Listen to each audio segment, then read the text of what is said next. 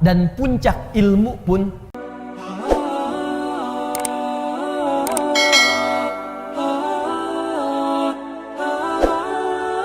salat ibadahnya. Dalilnya sudah ada, ini prakteknya.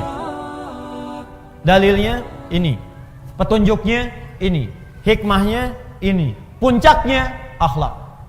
Di akhlak itu puncak dari semua ketentuan yang Allah turunkan kepada kita. Puncak salat, akhlak. Puncak zakat, akhlak. Puncak kemudian baca Quran, akhlak. Dan puncak ilmu pun akhlak. Menuntut ilmu ibadah bukan?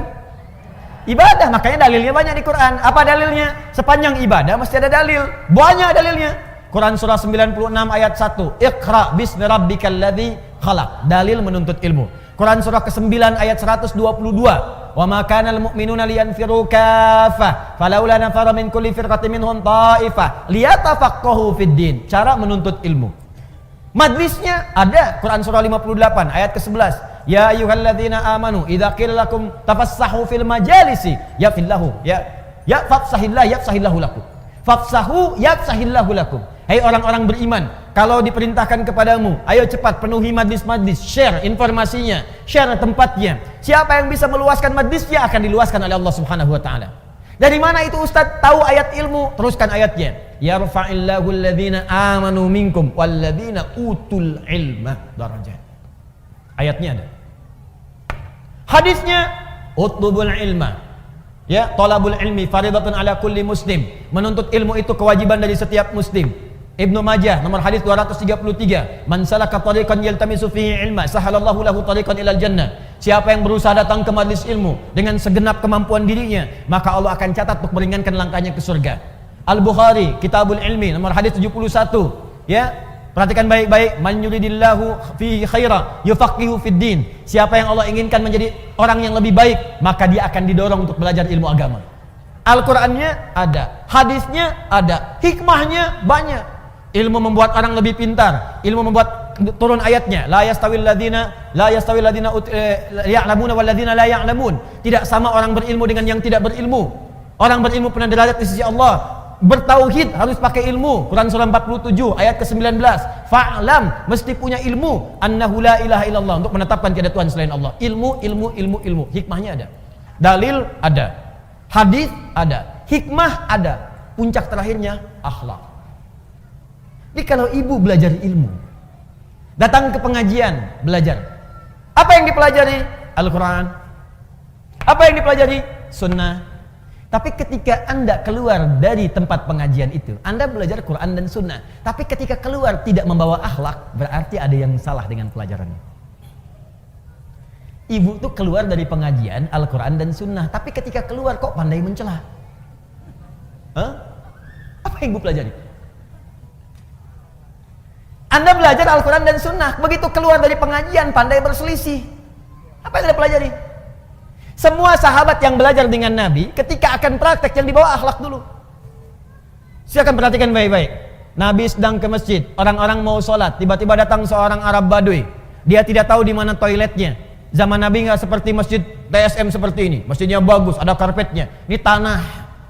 Sulit mencari toilet. Tiba-tiba Arab Badui karena nggak tahu lari ke pojok masjid, buang air kecil di situ. Tiba-tiba Umar, Umar dengan pembawaan karakternya yang tegas, langsung ingin mengeksekusi. Woi, salah. Langsung pengen keluar. Kelihatan oleh Nabi, diajari akhlak oleh Nabi. Umar, biarkan aja. Tapi Nabi ini kan, dia belum tahu. Yang belum tahu diberitahu, bukan dimarahi. Biarkan dia selesai dengan hajatnya, siram dengan air bersihkan. Setelah itu beritahu, tempatnya bukan di sini. Tuh. Indah sekali ibu sekalian. Di banyak kejadian-kejadian yang Nabi contohkan lewat akhlak. Setelah itu Umar belajar. Setelah itu makin bijak, Masya Allah. Bijaknya luar biasa. Dalam setiap keputusannya. Umar setelah menjadi khalifah, jadi pemimpin, jadi presiden kalau sekarang, itu malam-malam selalu belusukan. Di Umar, inisiator belusukan di muka bumi. Belajar dari Nabi dan tidak pernah bawa kamera. Orang sekarang beda-beda dia, tapi Umar lain. Jalan. Begitu malam-malam jalan lihat rakyatnya, ada seorang ibu memiliki beberapa anak. Ditidurkan oleh ibunya. Ditidurkan itu bukan karena pengen tidur, karena lapar, menangis terus, tidak ada makanan. Dan saat menidurkan ini pura-pura ibu masak. Yang dimasak apa? Pasir isinya batu, digoreng-goreng. Sambil masak batu itu dia bersyair.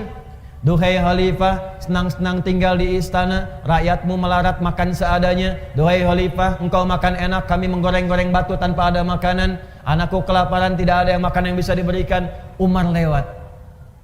Seketika ketika mendengar dan melihat apa yang disaksikan itu, perhatikan kalimatnya. Ada celaan kepada Umar.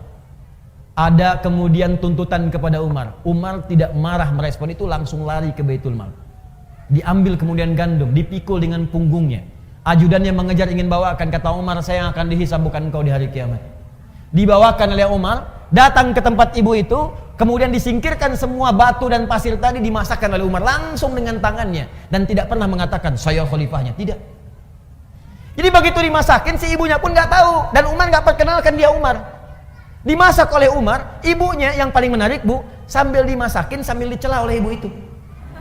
Duhai khalifah, enak-enak engkau tinggal di istana, orang lain yang datang memasakkan kepadaku. Duhai khalifah, engkau enak makan enak, orang lain datang kepadaku bukan engkau. Padahal itu Umar. Apa Umar berkata kemudian, ini saya bu, ya abdi Umar? Tidak. Umar masak aja. Setelah itu disuapi oleh Umar, dibantu ibu itu dan pulang. Perhatikan pengajaran Nabi, sungguh indah. Makanya orang-orang yang belajarnya benar, itu puncak tertingginya itu pasti akhlak. Pasti akhlak. Ibu melihat ada orang masuk masjid, safnya belum lurus. Coba lihat, barangkali dia belum tahu. Orang yang belum tahu diberitahu, bukan dimarahi. Woi, belum lurus tuh, apa nggak tahu? Tidak. Bapak, itu belum lurus. Bu, yuk kita luruskan yuk supaya rapat. Biarin aja.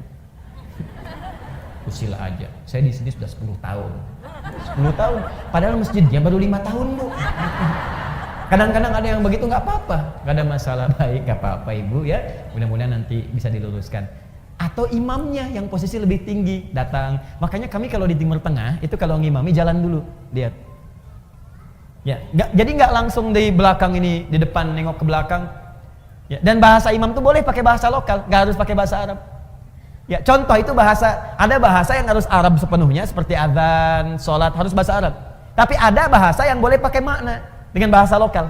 Seperti imam mengarahkan makmumnya. Ibu sekalian tolong rapatkan, luruskan safnya.